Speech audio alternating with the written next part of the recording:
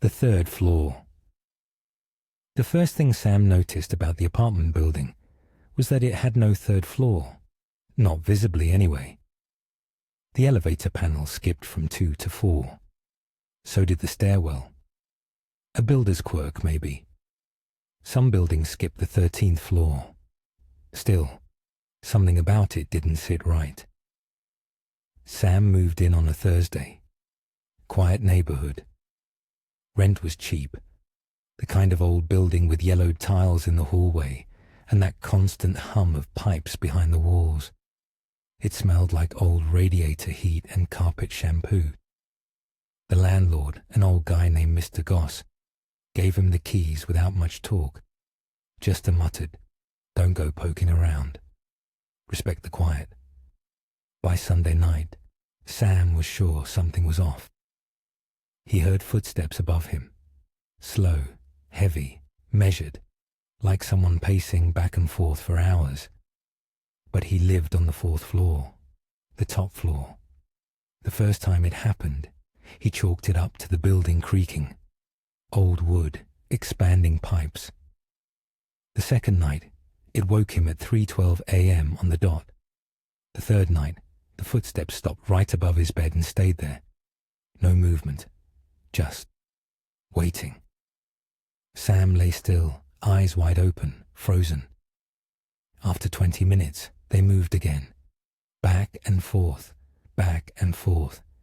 He asked Mr. Goss about it the next day. "There's nothing above you," Goss said flatly.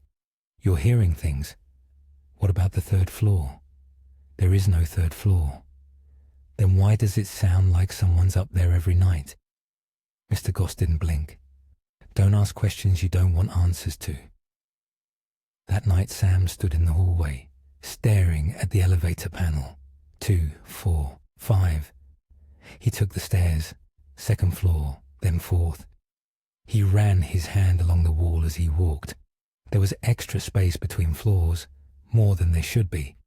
At the halfway point, his fingers brushed something strange. A seam in the wall. A faint indentation, like a hidden door. He pressed his ear against it. Footsteps, directly on the other side, and breathing. He stepped back fast, heart racing. Then he did something stupid. He knocked. Silence. Then a slow knock came back.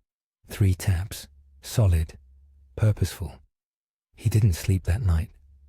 The next day, he went to the library and looked up the building's history. It was built in 1931. A fire broke out in 1958. 3rd floor was sealed off after a tenant, a man named Walter Klein, was found dead in his apartment. They said he'd barricaded himself inside, scratched warnings into the walls with his fingernails, said he heard something in the walls. After that, the floor was decommissioned. Not demolished, not renovated, just locked up, hidden. That night, the knocking started again, but not just above him, on the walls, in the corners. The sound of someone dragging their fingers along the inside of the drywall. He'd had enough. He took a crowbar from the maintenance closet and went back to the seam between the 2nd and 4th floors. It didn't take much effort. The plaster crumbled. Behind it, a narrow wooden door. No knob, just a slit where the wood had been pried open once before and jammed shut again. He wedged the crowbar in and pulled. The door creaked open into pitch black. Cold air rushed out. Dust, Moldavian, and something else, something that smelled wrong. Old blood and copper. He stepped inside. It was an empty hallway, cracked tile floors, peeling wallpaper. An entire floor, hidden. The lights flickered on with a buzz. Half of them were dead. He took a few steps in.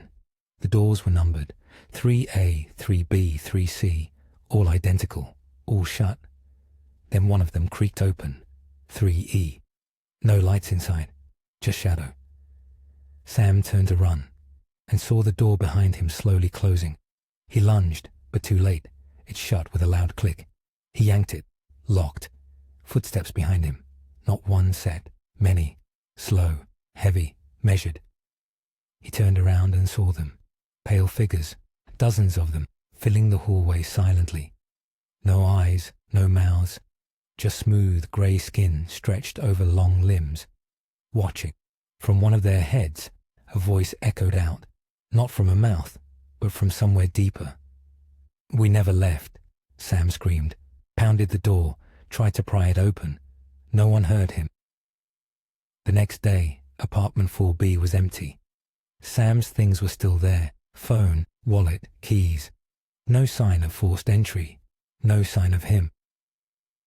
Mr. Goss took the key off the ring and sighed. Another one gone. He went to the stairwell, reached the hidden door, and sealed it shut again, until the next curious tenant comes along.